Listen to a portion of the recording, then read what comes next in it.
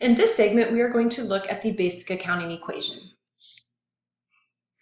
The entire accounting system is based on this underlying equation.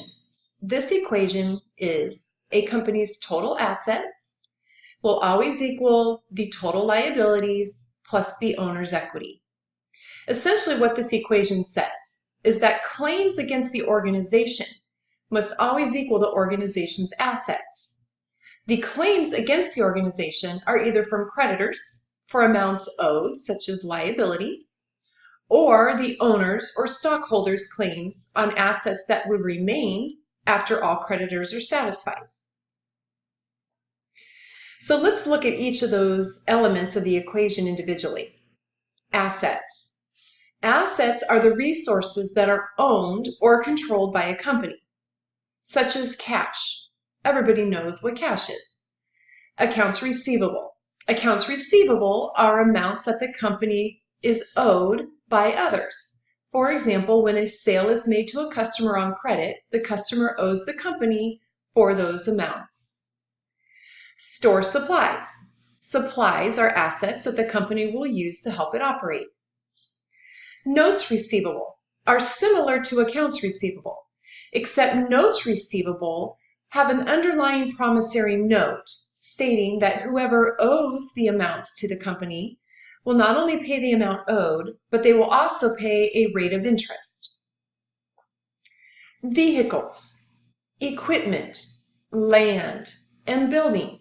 These are all assets or resources that are owned by the company that are used to help it operate. Jumping to the other side of the equation, we can see the liabilities, or creditors' claim on the assets of the company. Those claims can represent accounts payable, or if the company purchases something on credit, the company must pay for that purchase at some point in the future. Notes payable are similar to accounts payable. However, notes payable reflect an amount the company owes that they must pay in the future, but there is a promissory note that underwrites those notes, stating that they will not only pay the amounts owed, but they will also pay a stated rate of interest. Taxes payable. Maybe the company has some unpaid taxes for either state taxes or federal taxes or some other type of tax. And wages payable. Maybe employees have earned wages for which they have not yet been paid. These are some basic types of liabilities that reflect creditors' claims on assets. And finally, equity.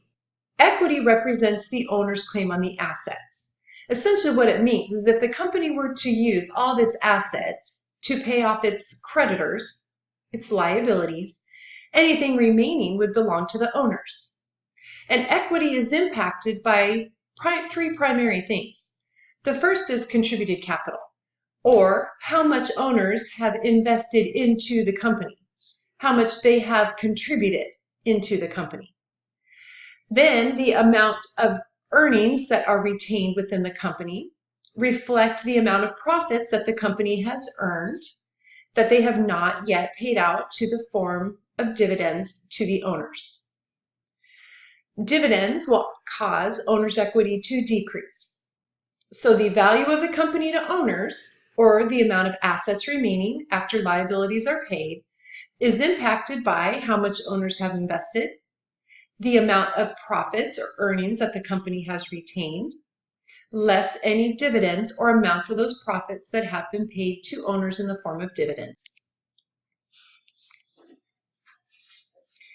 Looking at the expanded accounting equation, we can see that the company's assets equal its liabilities plus equity. And equity is comprised of contributed capital, or amounts that owners have invested into the company, profits, revenues, minus expenses, less any dividends that have been paid, which together combine to make retained earnings. So equity is a combination of owner investments and earnings retained in the corporation.